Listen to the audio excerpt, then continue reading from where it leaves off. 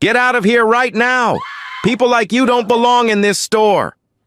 Lauren Mitchell's sharp voice cut through the polished silence of Lux Emporium, freezing customers mid-step. Gasps echoed across the floor as heads turned toward a black woman in faded jeans and scuffed sneakers, standing quietly near the display of $6,000 dresses. Before we get into this unbelievable story, let me know where you're watching from in the comments. And don't forget to hit subscribe, give this video a like, and turn on the notification bell so you never miss stories like this. Now, let me take you inside the Lux Emporium on Ocean Drive, where one decision would change everything.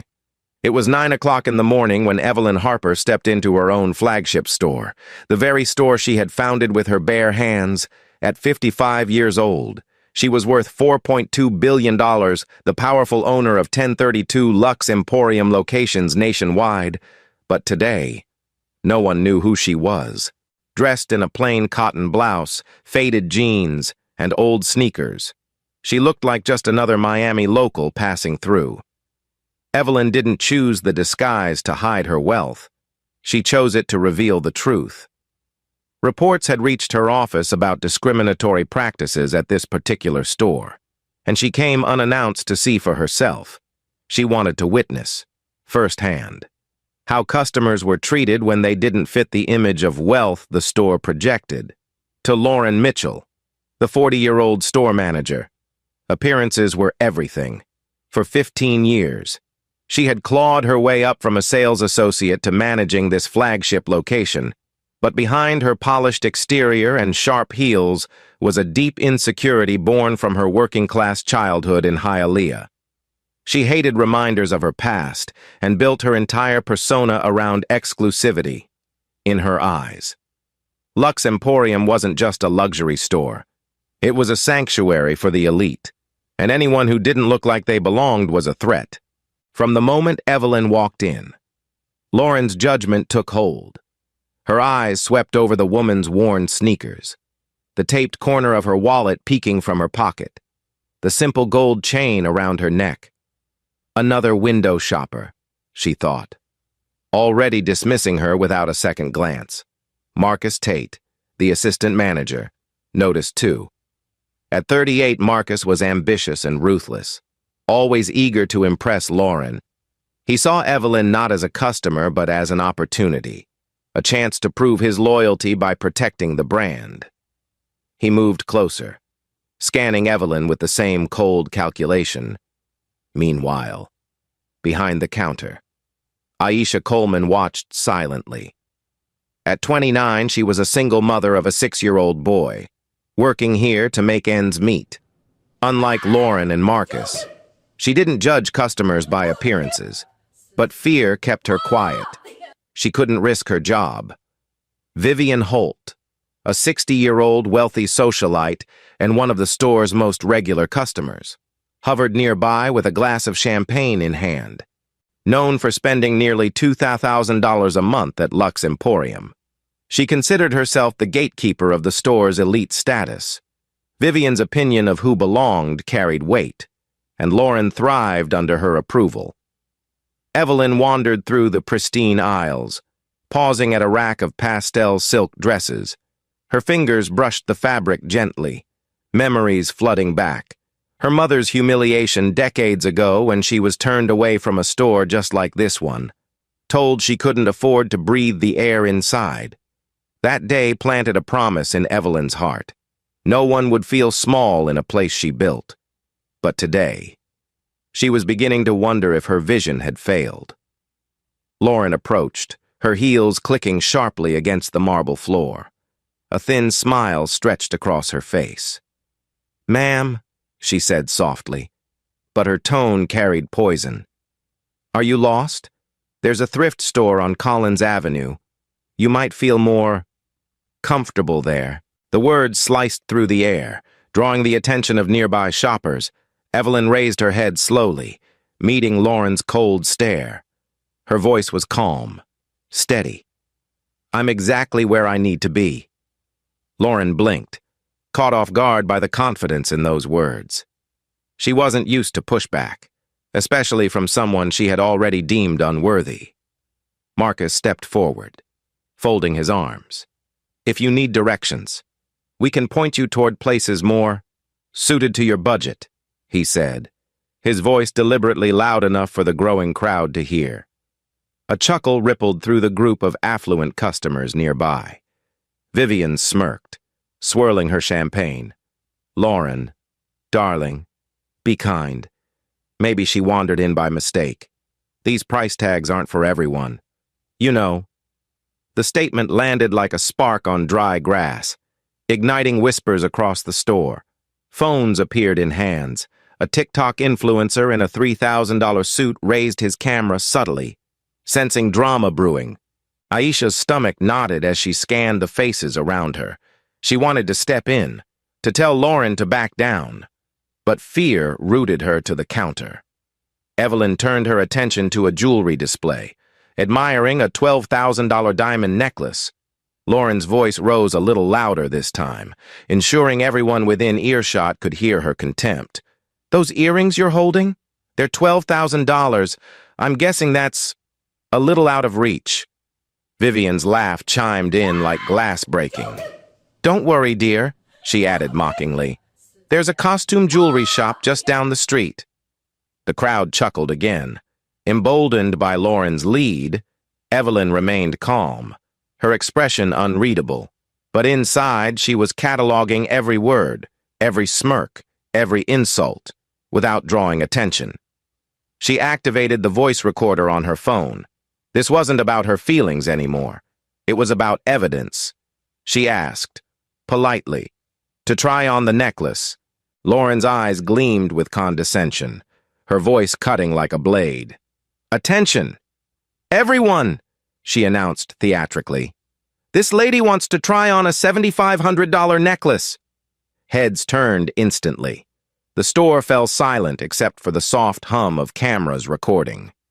Marcus clapped slowly, his grin wide and cruel. Should we check her credit first? He said, earning more laughter. The humiliation was growing louder, feeding off the crowd's energy. A middle-aged man in a Rolex muttered, Maybe she's here for Marshall's clearance rack, another whispered to his friend. Try the flea market on Biscayne Boulevard. Lauren's power trip intensified as she basked in the mob's approval. This is Luxe Emporium, she declared proudly. Not a discount bin. Our real customers don't count pennies. The words carried through the store like a verdict. Evelyn's gaze swept across the crowd, catching sight of Aisha's downcast face, the influencer's flashing camera, Vivian's smug smirk. Slowly, she placed the necklace back on the velvet stand. Her calmness unsettled Lauren, who expected anger or shame, not silence. Ma'am, Lauren said sharply, if you're not purchasing anything, I'll have to ask you to leave. Evelyn's lips curved slightly, almost imperceptibly. I understand, she said softly, without another word. She turned and walked toward the exit, her phone still recording, to the crowd. It looked like defeat, but Evelyn knew better. Outside, the Miami heat wrapped around her as she stepped into the sunlight. Pulling out her phone, her fingers moved quickly across the screen, sending one short, deliberate message to her assistant. Code red, bring the board, bring legal, bring security, inside. Lauren smiled smugly, believing she had protected the sanctity of Luxe Emporium. What she didn't know was that the next few hours would destroy everything she thought she knew about power, status, and respect. Because the woman she had just humiliated wasn't just another shopper. She owned the store, and by the end of the day, everyone inside would find out exactly who Evelyn Harper really was. Lauren Mitchell stood behind the counter, her manicured nails tapping impatiently against the glass as she watched Evelyn Harper walk deeper into the Luxe Emporium showroom. In her mind, the woman had no business being here, and she was determined to make that clear. The morning sun spilled through the floor-to-ceiling windows, glinting off $12,000 diamond necklaces and $5,000 handbags. But the atmosphere in the store was already thick with tension. Lauren's voice cut sharply through the soft classical music playing overhead. "Excuse me, ma'am," she said loudly, ensuring the entire boutique could hear her. "This isn't a browsing gallery. Our clients come here to purchase, not to sightsee." A few customers nearby glanced up, whispers starting to circulate. Vivian Holt, draped in pearls and holding a glass of champagne, strolled over, her lips curling into a smirk. "Lauren, dear," she said, her voice dripping with condescension. "Let's be honest with her. Places like this aren't designed for everyone." She turned deliberately, addressing Evelyn as though she were invisible. "There's a thrift shop on Collins Avenue. Darling, you'll be more comfortable there." A quiet ripple of laughter passed through the small group of affluent shoppers gathered near the counter. Evelyn stood motionless, her hand resting lightly on a display of pastel silk dresses, her expression calm and unreadable. But Lauren mistook her composure for weakness, and it only emboldened her further. Marcus Tate, the 38-year-old assistant manager hungry for approval, stepped closer, his tone mocking. "That dress you're holding," he said, his voice pitched just loud enough for everyone nearby to hear, "costs more than some people's rent for an entire year. You might want to try the outlet mall in Sawgrass instead. They've got great sales." His smirk widened when a few customers chuckled at the remark. A young TikTok influencer in a $3,000 suit pulled out his phone, subtly angling it to record the interaction. He smelled viral content, and he wasn't wrong. Meanwhile, Aisha Coleman, standing at the register with trembling hands, forced herself to keep scanning barcodes and bagging purchases. She hated what was happening, but with a 6-year-old son at home and rent due in 2 weeks, she couldn't afford to speak up. She silently prayed for the scene to end, but deep down, she knew it was just beginning. Evelyn, still calm, shifted her attention to the jewelry counter. Her fingertips grazed the edge of a velvet display tray holding an elegant diamond necklace. "I'd like to see this one, please," she said softly, her tone polite and steady. Lauren seized the opportunity to make a spectacle out of her request. She straightened her back, plastered on a wide, mocking smile, and raised her voice to the entire store. "Attention, everyone! This lady wants to try on a $7,500 necklace." The boutique fell silent for a moment, then erupted into muffled laughter and low murmurs. Phones were lifted higher now, recording every second. Marcus crossed his arms, his grin turning sharp. "Should we check her credit first? Lauren, make sure she's qualified?" A few people snickered, and Vivian clutched her pearls theatrically. "Oh, bless her heart," she said loudly enough for Evelyn to hear. "She probably thinks it's cubic zirconia." A man in a 3,000 Gucci blazer chimed in. "Maybe she's shopping for prom." "There's a Ross dress for less across town," another customer murmured. "Try the flea market. They've got jewelry more in your range." The laughter grew louder, bolder, feeding off one another's cruelty. It became clear this was no longer about one manager's prejudice. It was becoming a performance, a spectacle, where the store's wealthiest clients had turned Evelyn into the day's entertainment.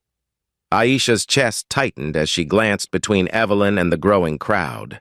She whispered to the coworker beside her, "This isn't right." But her voice was swallowed by the buzz of mockery around them.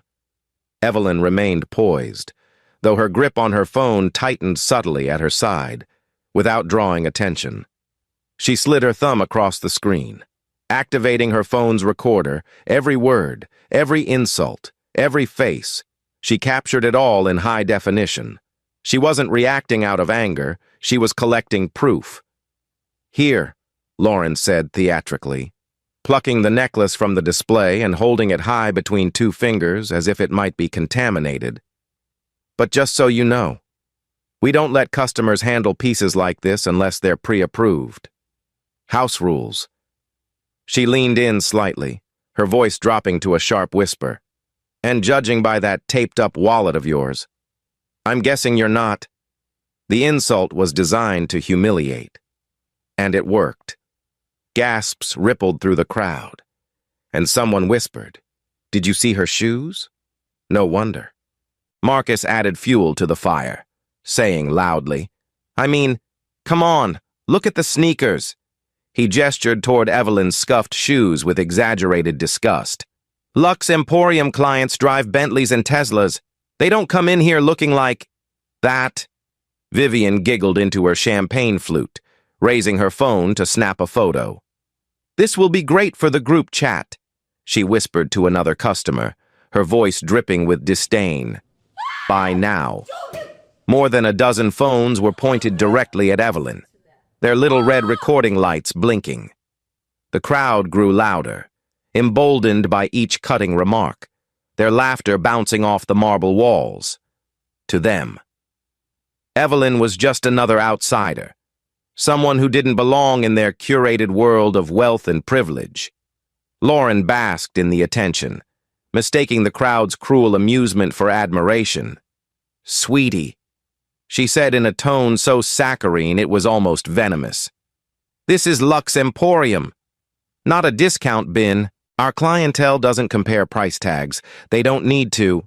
She gestured broadly to the designer-clad customers surrounding them. "This," she announced, "is a store for people who buy $7,500 necklaces on a whim, not on layaway." A few customers clapped mockingly. Someone shouted, "Well said," another added. "She's brave, though I'll give her that." Evelyn placed the necklace gently back onto the velvet display. Her calmness unnerved Lauren, who expected either anger or embarrassment, not silence. The tension shifted. The cruelty had reached its peak, and now the entire store waited to see how Evelyn would respond.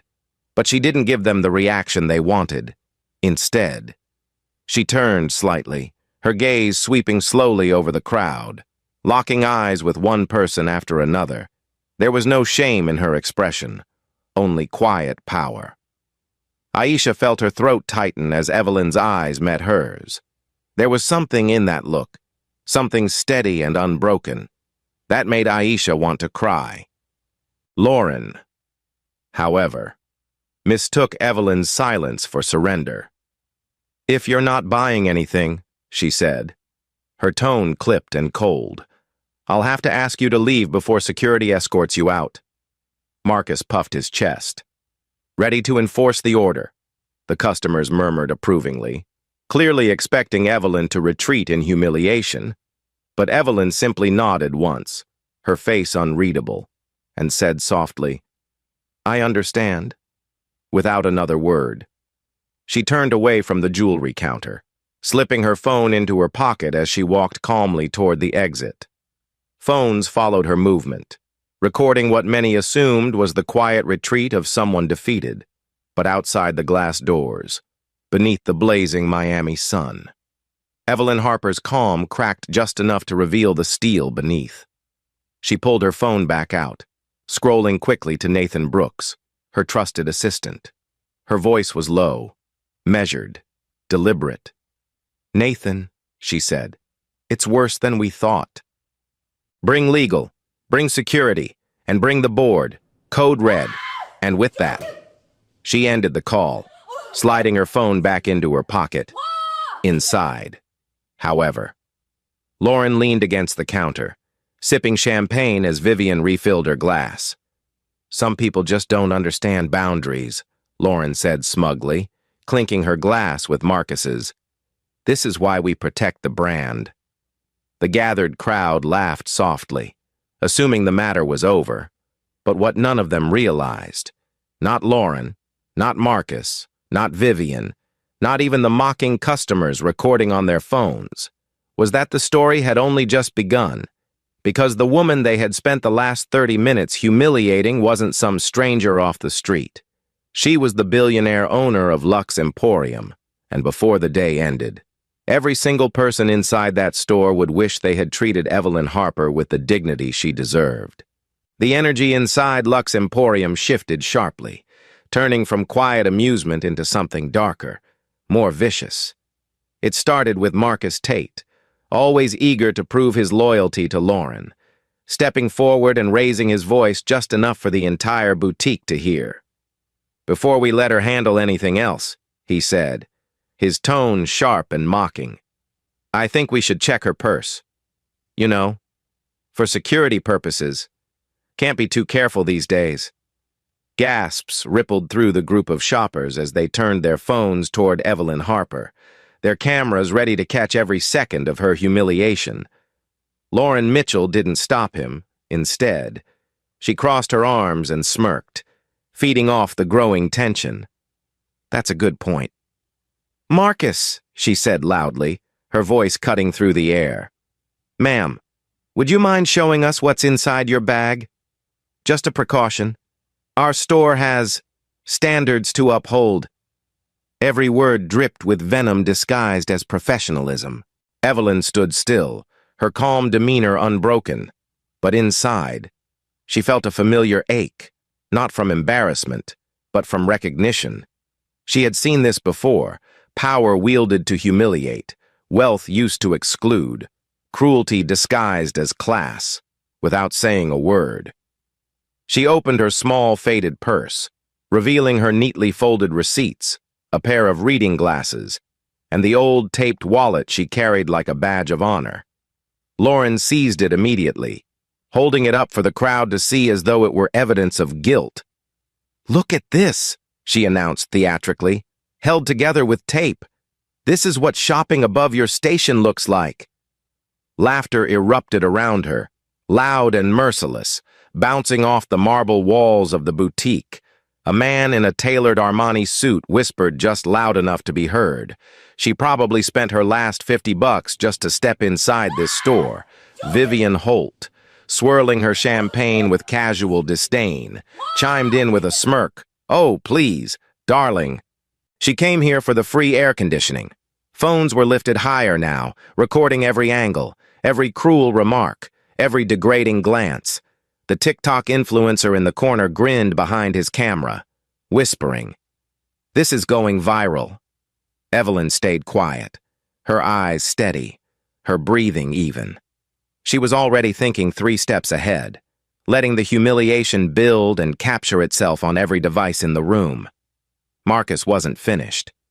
"Do you know what's funny?" he said, his grin sharp and mocking. "People come in here thinking they can play dress up. But Lux Emporium isn't a fantasy camp."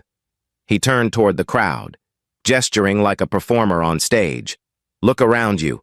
Bentleys and Teslas in the parking lot, Rolexes, Hermes, Gucci, Cartier, real customers, real money." The crowd laughed, emboldened by his words, their cruelty growing with every passing second. A woman in designer heels whispered loudly, "Maybe someone should direct her to Walmart before she embarrasses herself further," another added. "The Salvation Army's having a sale. She might actually afford that." Lauren basked in the chaos, mistaking the crowd's laughter for approval. "This is Lux Emporium," she declared grandly, raising her champagne flute like a toast. "We curate an experience for the elite. We don't just sell products, we sell identity and honey." She turned back to Evelyn, her smile razor-sharp. "You don't fit the part." That line drew cheers from a few in the crowd, the sound ringing louder than ever. Phones zoomed closer, recording Evelyn's face, searching for signs of defeat, of shame, of retreat. But they found none. She stood motionless, composed, and oddly serene, as though she knew something they didn't. Aisha Coleman, standing behind the register, clenched her fists beneath the counter, her heart pounding. She wanted to scream, to tell them all to stop, but fear locked her throat. She thought about her 6-year-old son, Jamal, and the rent due next week. She couldn't lose this job. So, like everyone else, she stood silent, trapped between morality and survival. Vivian, enjoying the spectacle, stepped closer, her voice pitched high enough to carry, "Sweetheart, if you really want to feel glamorous. There's a lovely costume jewelry shop down the street. They've got things that sparkle too. Perfect for your budget. Another round of laughter exploded, louder than before, feeding the mob mentality that had taken over the store.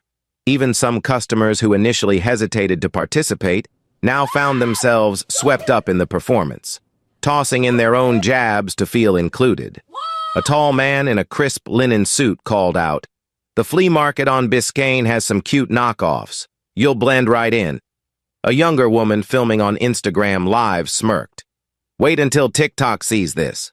Hashtag fake rich." The cruelty spiraled, each insult sharper than the last, bouncing from one person to another until it became collective entertainment. Phones clicked, videos streamed, faces blurred into a sea of smug smiles and pointed fingers, and through it all, Evelyn Harper remained unshaken.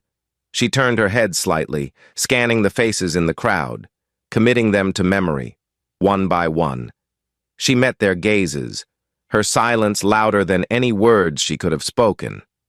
Marcus, emboldened by her calm, stepped in closer, lowering his voice just enough for her to hear, though he made sure everyone around could still catch the sting.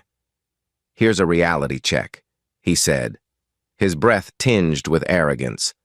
"This store is for people who can afford to buy without thinking twice. It's for private jet owners, people who get invited to the charity galas, the yacht parties, the circles that matter." He leaned back and smiled cruelly. "You don't belong in this world. Never will." A sharp, collective gasp rippled through the room, followed by a few nervous chuckles. Even some of the customers paused, sensing Marcus had gone too far. But Lauren didn't stop him. She nodded approvingly, folding her arms like a queen surveying her court. "He's right," she said simply. "Know your place." The silence that followed was suffocating. Aisha's hand froze mid-swipe over the register, her chest tight with guilt. She wanted to scream that Evelyn had every right to be here, that anyone did. But she bit her lip so hard she tasted blood. Evelyn finally spoke, her voice soft but steady, slicing through the noise like glass shattering. "Are you finished?" The quiet command in her tone caught everyone off guard, silencing even the laughter.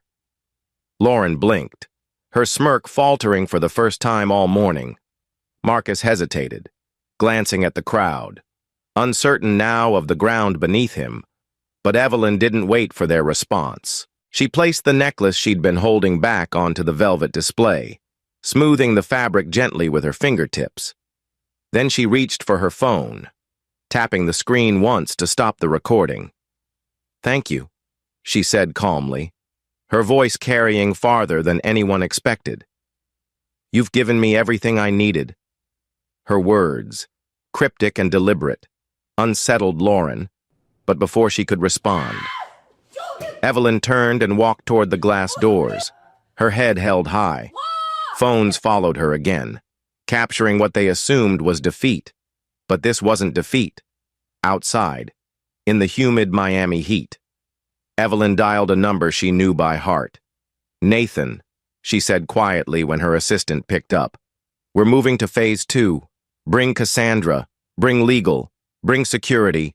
Full board response. I want ownership documents, employee files, and security footage pulled immediately." Her voice was low, steady, and absolute. Nathan hesitated only a moment before replying. "Understood." Back inside, Lauren raised her glass in mock celebration. "To exclusivity," she said smugly, clinking her champagne with Vivian's. Marcus laughed, thinking he'd secured his place at Lauren's side, while the crowd resumed browsing, gossiping about the scene they had just witnessed. But what none of them realized, not Lauren, not Marcus, not Vivian, not even the customers still laughing into their phones, was that the storm had already been set in motion. The woman they had just humiliated wasn't a random shopper. She was the billionaire founder and CEO of Lux Emporium, and in less than 3 hours, the entire store would learn the cost of their arrogance, their cruelty, and their prejudice. Lauren Mitchell stood behind the jewelry counter, her arms crossed tightly, basking in the admiration she thought she had earned from the crowd. Her champagne glass sat half full beside her, the bubbles catching the light as the hum of whispers filled Lux Emporium. Marcus Tate stood close at her side, his smug grin wider than ever, feeding off the validation around him. Vivian Holt adjusted the diamond clasp on her $3,000 necklace. Her lips curved into a knowing smile as she surveyed the chaos she and Lauren had orchestrated. Across the room, Evelyn Harper stood silently near the exit, her hand still resting on the glass door as though she were ready to leave. But she wasn't leaving. Not yet. Her phone, still recording, had already captured every insult, every taunt, and every mocking laugh. And yet, to Lauren, that silence was unbearable. "You're still here?" Lauren snapped, her voice slicing through the tense air. "I thought I told you to leave. Or do I need security to throw you out?" The words landed like a challenge, and the crowd stirred, eager to see what Evelyn would do next. Marcus puffed out his chest, stepping forward, his hand brushing the radio clipped to his belt. "I can call David from security right now," he said, his tone laced with authority he didn't truly have. "We can escort her out in less than a minute." Several customers murmured in agreement, some whispering about how embarrassing it was for Evelyn to keep standing there. Phones came back up, the little red dots of recording lights blinking like stars in the bright boutique. Aisha Coleman, still behind the register, clenched the edge of the counter until her knuckles turned white. Her heart pounded painfully as she whispered to herself, "Please, just let her walk out. Just stop this." But Lauren was far from done. She took a deliberate step forward, her heels clicking against the polished marble floor, the sound echoing like warning shots. "This," Lauren declared loudly, gesturing toward Evelyn with a perfectly manicured hand, "is Lux Emporium, the flagship location of Miami's Ocean Drive. This is where real customers come to shop, people who can afford to breathe this air. And then we have you." She let the words hang for a moment, the venom in her tone making them heavier than glass. "Walking around here with your thrift store sneakers and your taped-up wallet, pretending like you belong." Vivian chuckled softly, her champagne glass tilted in approval. "Oh, Lauren, you're being too kind," she said, shaking her head with exaggerated sympathy.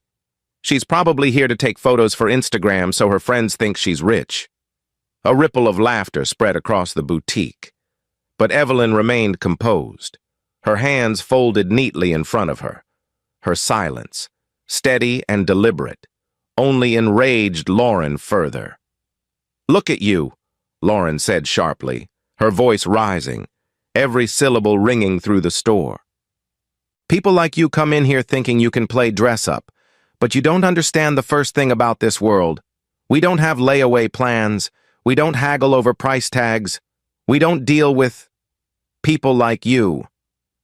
Gasps escaped from several customers, and even Marcus hesitated for the first time, glancing uncertainly at his manager.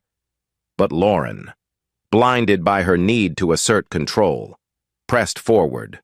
She leaned in closer, lowering her voice so only Evelyn could hear her next words, though the crowd, leaning in, caught every syllable. "You don't belong here," Lauren whispered coldly. "You never will." It was the breaking point.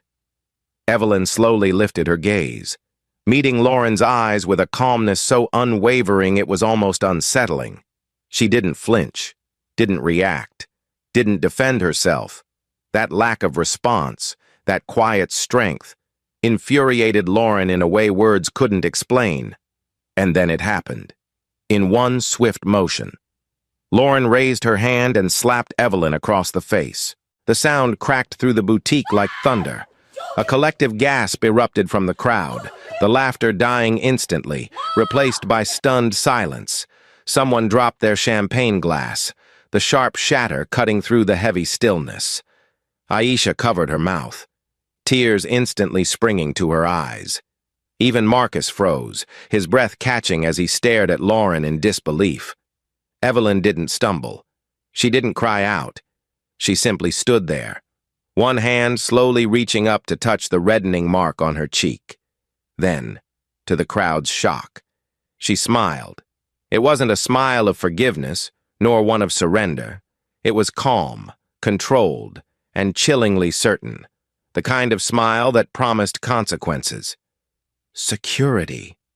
Lauren barked suddenly, breaking the silence. "Get her out of my store." Her voice cracked slightly, betraying the faintest edge of panic beneath the bravado. Marcus moved instinctively, but stopped halfway, something in Evelyn's steady gaze rooting him to the floor.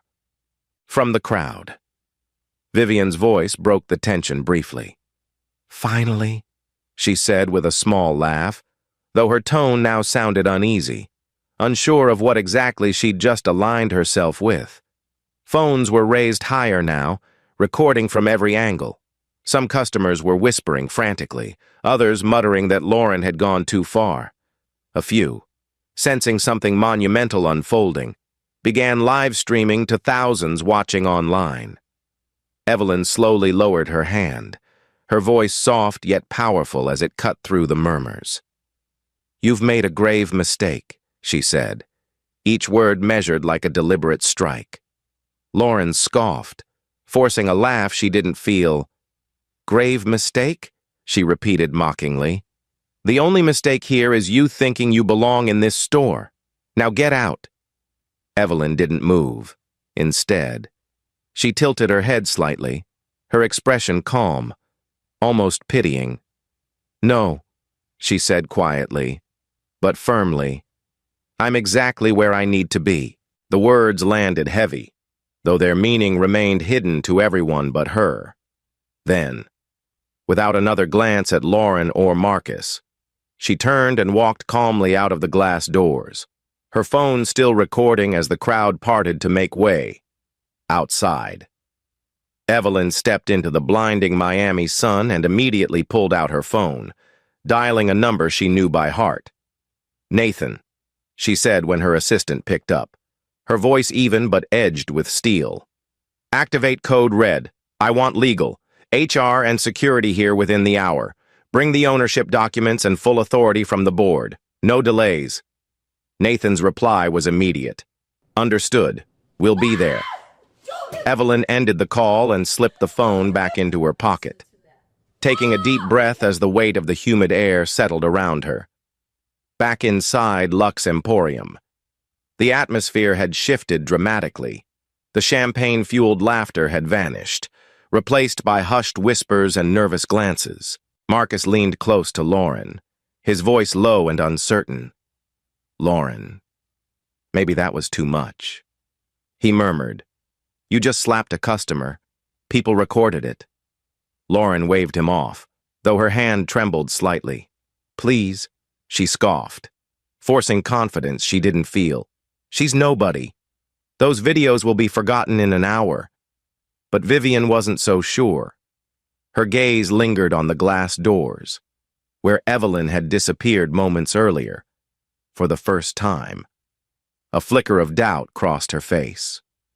"I don't know. Lauren," she said softly, swirling the champagne in her glass. Something about her didn't seem ordinary. Aisha finally spoke up, her voice barely above a whisper but firm enough to be heard. "You didn't have to hit her," she said, her hands shaking. "That was wrong." Lauren turned on her sharply. "Watch your tone." "Aisha," she snapped, "if you want to keep your job, you'll stay out of this." Aisha swallowed her protest, biting her lip to stop the tears threatening to fall. Phones continued recording quietly in the background, customers exchanging uneasy looks. They didn't know who Evelyn was, but they sensed instinctively that what had just happened would not end here. And they were right, because at that very moment, 4 black SUVs were already slicing through Miami traffic, carrying Lux Emporium's corporate leadership, the same people Lauren thought she served, but whose patience was about to shatter in less than 2 hours. The store she ruled like her personal kingdom would become the stage for her reckoning. And when Evelyn Harper returned, she wouldn't be asking questions. She would be giving orders. Inside Lux Emporium, the mood had shifted from arrogance to unease. But Lauren Mitchell was still clinging to her false sense of power. She stood proudly behind the counter, sipping from a fresh glass of Dom Perignon, while Vivian Holt perched nearby, legs crossed, twirling her diamond bracelet with idle superiority. Marcus Tate had joined them, opening another chilled bottle as if the boutique had just defended its sacred status against an unworthy intruder. To exclusivity, Lauren declared smugly, raising her glass, to keeping Lux Emporium for the people who actually belong here. The small circle of wealthy shoppers gathered around her laughed softly, nodding in agreement. A few even raised their own champagne flutes, believing they had just witnessed another outsider put in her place. Across the room, however, Aisha Coleman was silent, her hands trembling as she folded receipts behind the counter. She couldn't shake Evelyn Harper's face from her mind. That calm, steady expression after Lauren slapped her in front of everyone. Guilt gnawed at her chest like a weight she couldn't set down. She whispered under her breath, "This isn't right." But her voice was drowned out by the hum of shallow laughter around her. At 3:47 p.m., the air outside Lux Emporium shifted. 4 black SUVs glided into the parking lot, sleek and deliberate, catching the afternoon sun as they pulled up directly in front of the glass doors. Heads turned inside as the vehicles came to a silent stop, their tinted windows reflecting the bright Miami sky. Lauren noticed but didn't falter, assuming they were VIP clients arriving for private shopping. "Perfect timing," she said with a smirk, dabbing at her lipstick before signaling Marcus to prepare champagne for their exclusive guests. The boutique's automatic doors slid open, and the sound of clicking heels echoed against the polished marble.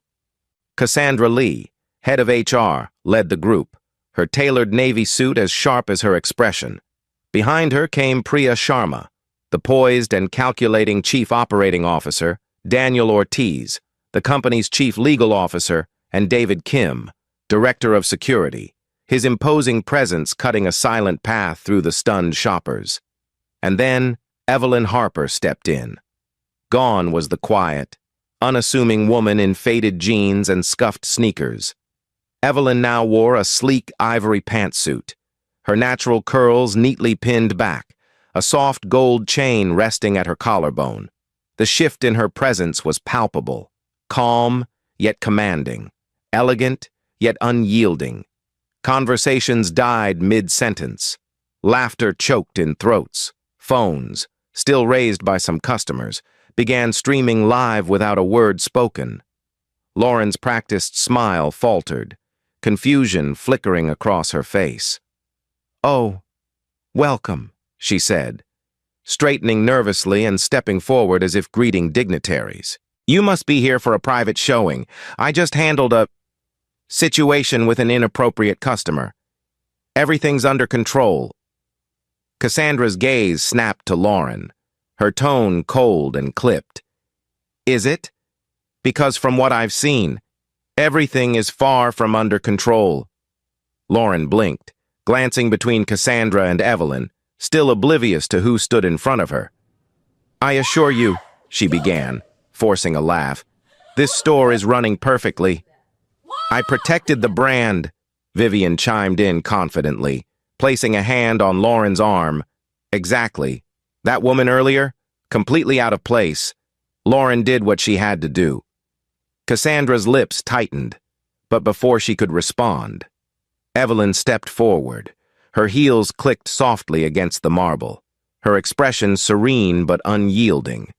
When she spoke, her voice carried effortlessly, every syllable precise, steady, and deliberate. Is that what you think happened?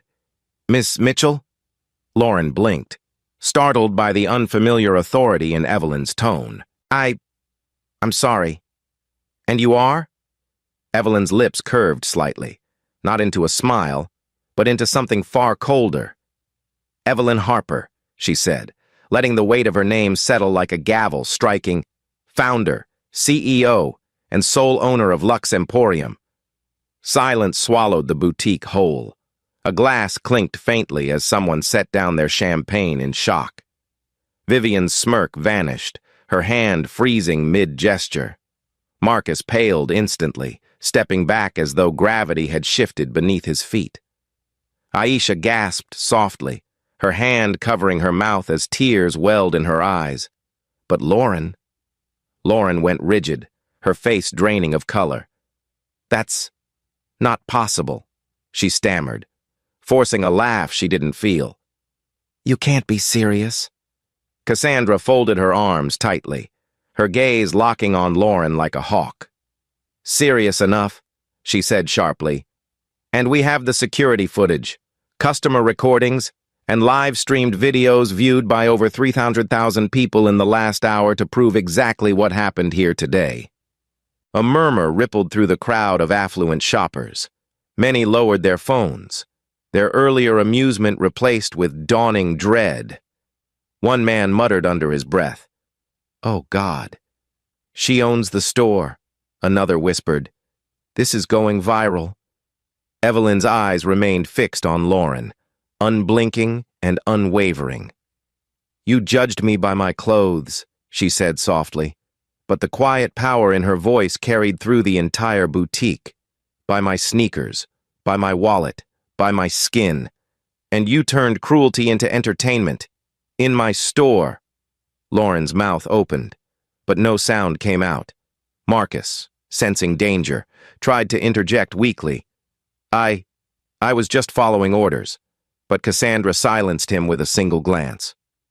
"You'll get your turn." "Mr. Tate," she said curtly, her voice sharp as steel. Evelyn turned slightly, addressing the crowd. "I built Lux Emporium so that dignity was universal, so no one would ever feel small in a place I created. Yet today, my flagship store became a stage for prejudice and humiliation." Her gaze swept slowly across the room, meeting the eyes of every customer, every employee, every person who had laughed or stayed silent. "This," she said firmly, "ends today." Cassandra stepped forward, her voice carrying the finality of judgment. "Lauren Mitchell, effective immediately. Your employment is terminated. Security, remove her badge." David Kim moved swiftly, unclipping Lauren's manager badge from her blazer as gasps filled the room. Lauren stumbled back, shaking her head in disbelief, her voice breaking. "You can't do this. I've worked here 15 years. And in 15 minutes, Evelyn interrupted sharply. "You undid everything this brand stands for." Marcus swallowed hard, his hands clasped tightly in front of him. Cassandra's gaze cut toward him next. "Mr.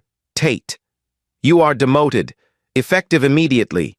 You will undergo mandatory bias training and be reassigned to another location. You're lucky you're not being terminated." Vivian Holt, still clutching her champagne glass, tried to regain her composure, forcing a polite laugh. "Well, surely this isn't necessary," she said, waving a dismissive hand. Evelyn's gaze locked on her instantly, sharp enough to freeze her mid-motion. "You are hereby banned from all Lux Emporium properties," Evelyn said calmly. "Your status, your purchases, your donations. None of it buys you a license to disrespect anyone in my stores." Vivian's mouth opened, then closed again. She sat down quietly, her face pale and shaken. Customers who had joined in the humiliation earlier shifted uncomfortably, lowering their phones and avoiding Evelyn's gaze. Cassandra turned to the staff next. "Every employee in this location will undergo mandatory retraining." "Aisha Coleman," she said, glancing at the young cashier. "Your record shows hesitation, and we know you were pressured. You'll have an opportunity to make this right. Aisha nodded quickly, tears streaking her cheeks. Thank you, she whispered, her voice cracking. Evelyn turned back to address the entire room one final time. Her voice softened but carried unshakable authority. You all had a choice today. You could have spoken up. You could have done better. Instead, you chose silence, or worse, laughter. But this ends here. From this moment forward, Lux Emporium will reflect the values I built it on: dignity, respect, and equality. The silence that followed was absolute, broken only by the quiet hum of the air conditioning and the faint buzz of live stream notifications still flooding in. Then, without another word, Evelyn turned and walked deeper into the store, Cassandra and Priya flanking her like sentinels, while David escorted Lauren out past the stunned crowd, outside. The humid Miami air buzzed with chaos as onlookers filmed Lauren's exit, her once proud stride now reduced to hurried steps under the weight of shame. Back inside, Evelyn glanced at Nathan Brooks, who had just arrived with a team of analysts carrying binders of ownership documents and recorded footage. Send the video to corporate channels, she said firmly. I want every employee in all 1032 stores to see exactly what happens when our values are betrayed. Nathan nodded, already in motion. And just like that, the power dynamics shifted completely. Lauren's kingdom had fallen, but Evelyn's vision for Lux Emporium had only grown stronger. In less than an hour, the woman everyone mocked would become a national headline, not for being humiliated, but for standing tall, reclaiming dignity, and setting a standard the entire company would never forget. The videos hit the internet like wildfire. Within minutes, the clip of Lauren Mitchell slapping Evelyn Harper in the middle of Lux Emporium flooded TikTok, Instagram, and YouTube. Hashtags exploded, hashtag Luxgate, hashtag Know Your Place, and hashtag Evelyn Harper trended worldwide. By the time the sun dipped low over Miami's Ocean Drive, the video had racked up over 5.7 million views, with major news outlets picking up the story inside the flagship store. The air was heavy, tense, and silent as Evelyn Harper stood at the center of the marble floor, her calm presence commanding more power than any shouted word could.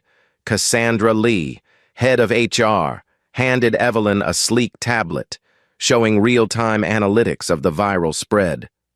We've got corporate calling non-stop, Cassandra said quietly. Some stores are already reporting customer backlash. A few locations are even facing boycotts. Evelyn's expression didn't waver. Good, she said softly, her tone steady but resolute. This isn't bad press. This is accountability. And we're going to lead from the front.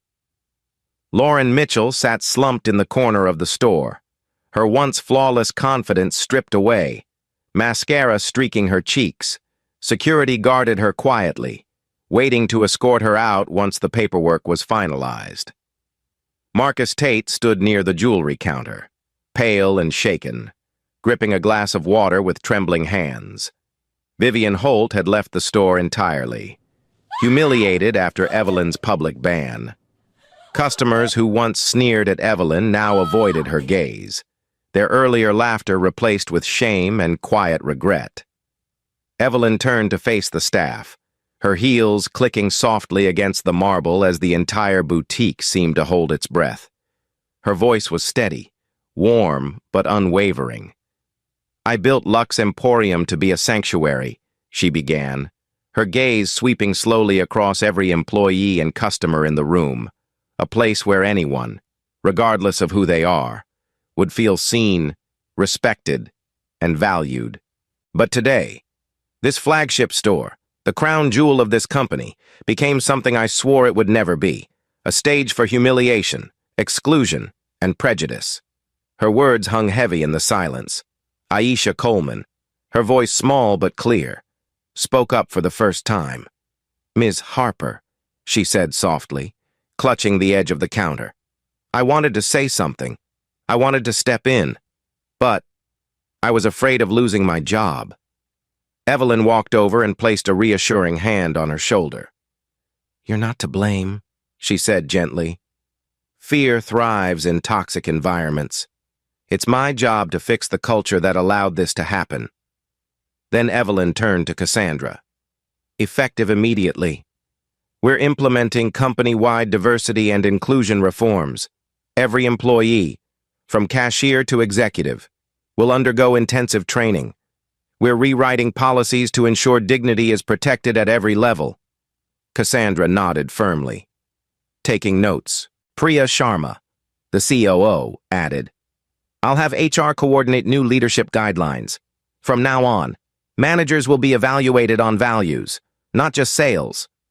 Evelyn looked toward Nathan Brooks, her assistant. "I want a full audit of our stores. Every location, anonymous customer reports, employee surveys, video reviews. If anything like this happens again, I want to know first." Nathan nodded quickly, already typing furiously on his tablet. "We'll have a system ready within 48 hours. Evelyn stepped back, folding her arms, her voice growing firmer. "Lauren Mitchell," she said, turning toward the former store manager. Lauren slowly lifted her head, her swollen eyes meeting Evelyn's gaze. "You judged me by my sneakers, my wallet, my skin," Evelyn said, her voice low but sharp. "You decided I didn't belong in my own store, and you turned cruelty into entertainment. You've been terminated effective immediately, and your actions today will serve as a case study for every manager we hire moving forward." Lauren swallowed hard, her voice breaking. I made a mistake." Evelyn's tone softened, but only slightly. "No, Lauren, you made a choice, and choices have consequences." David Kim, the director of security, stepped forward and handed Lauren her termination paperwork, with quiet dignity. Evelyn nodded toward the door. "Escort her out." The crowd watched in silence as Lauren, once the self-proclaimed gatekeeper of exclusivity, walked slowly past the glass entrance, her head bowed under the weight of her downfall. No one laughed. No one filmed, for the first time all day. The store was quiet enough to hear the hum of the air conditioning. Evelyn turned back to the employees, her voice carrying a new sense of hope. "Aisha, starting today, you'll train directly under Cassandra for a leadership role. We need managers who embody compassion and respect, not intimidation." Aisha's eyes widened, her hands flying to her mouth. "Me? But..." "No buts," Evelyn interrupted softly, smiling faintly. "You've shown restraint, empathy, and integrity. Those qualities are priceless here." Aisha's tears finally fell, but this time they were from relief.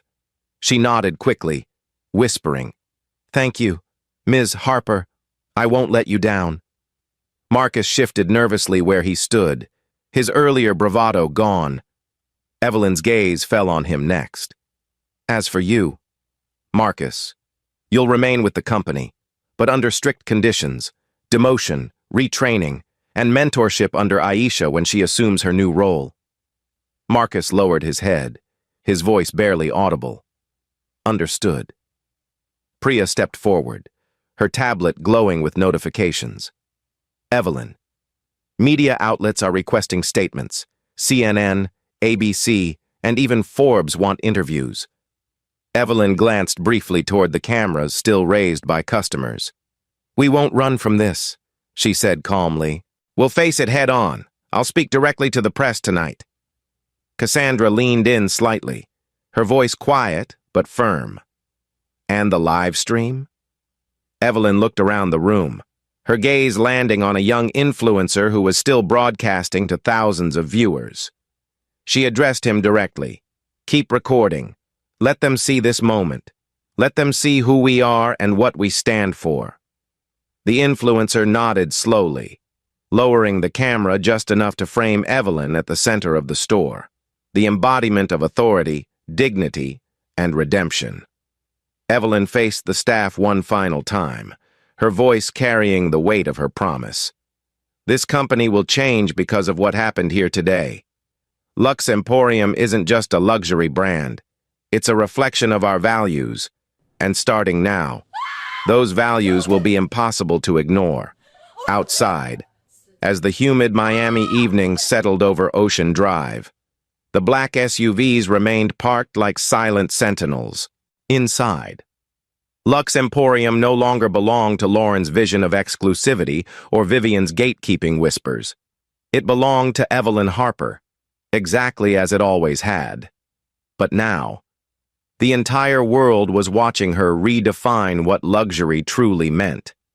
The fallout from the Lux Emporium incident was unlike anything the company had ever faced. Within 24 hours, the video of Lauren Mitchell slapping Evelyn Harper had reached over 28 million views across TikTok, Instagram, and YouTube. News outlets ran the headline non-stop. Black billionaire humiliated in her own store. Fires manager on the spot. Morning shows debated it. Podcasts dissected it. Hashtags like hashtag Lux Emporium, hashtag respect over status, and hashtag Evelyn Harper topped trending lists worldwide. But while the media frenzy spiraled, Evelyn Harper remained calm, choosing action over outrage. Inside Lux Emporium's headquarters the next morning, a glass-walled boardroom overlooked the Miami skyline. Evelyn stood at the head of a sleek oak table, surrounded by Cassandra Lee, Priya Sharma, Nathan Brooks, and other top executives. Her presence was commanding, but her tone was measured, deliberate. "This is bigger than one store," she began, her voice steady. "This isn't just about Miami, or about Lauren. This is about every customer who has ever walked into one of our 1032 locations and wondered if they belonged. That ends today." Cassandra nodded, sliding a thick binder across the table. Inside were preliminary findings from an overnight audit, customer complaints, anonymous employee reports, and policy gaps that had allowed toxic behavior to grow unchecked. "We've confirmed 23 other incidents across various stores in the past 2 years," Cassandra said, her voice heavy with disappointment. Some were subtle, others less so. But they all point to the same problem, a culture that prizes status over dignity. Evelyn's jaw tightened. "Then we're rebuilding the culture from the ground up," she said firmly. "Effective immediately. We launch Project Unity, a company-wide initiative to retrain every employee, every manager, every executive. Lux Emporium will stand for inclusion, not intimidation," Priya added. "We'll pair this with mandatory leadership evaluations.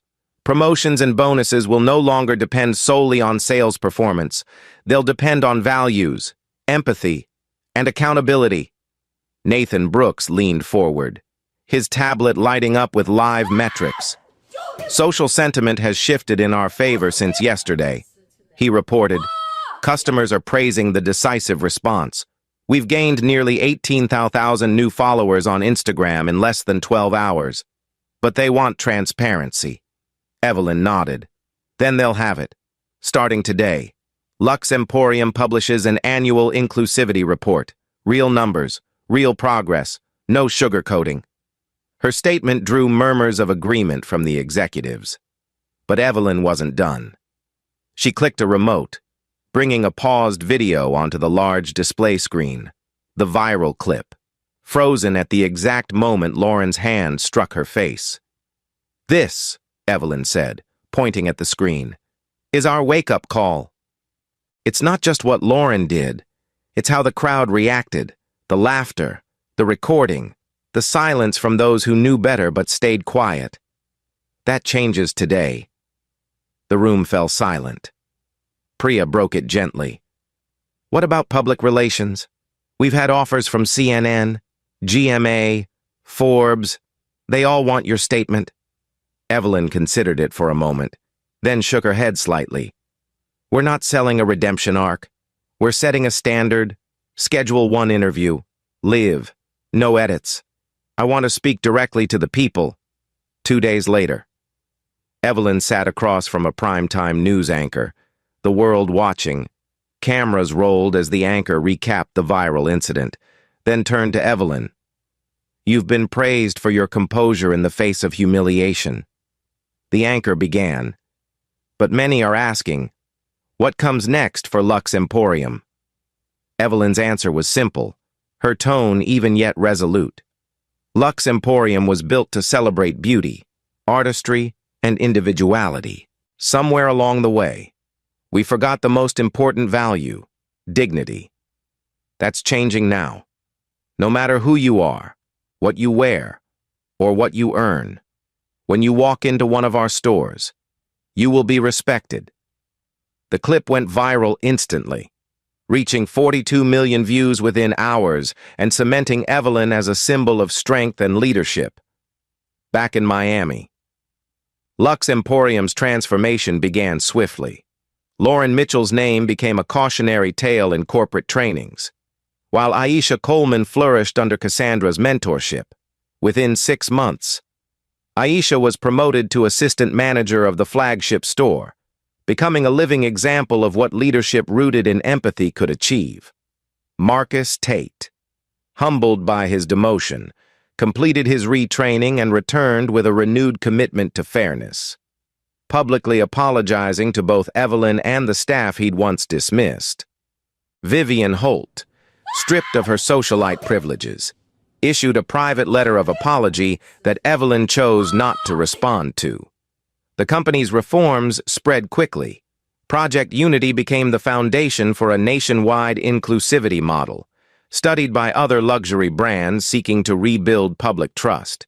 Evelyn invested $15 million into diversity initiatives, launching scholarships for underrepresented students interested in fashion and retail management at the Miami flagship. The once intimidating glass facade now carried a simple sign near the entrance: "Dignity is luxury." Customers noticed.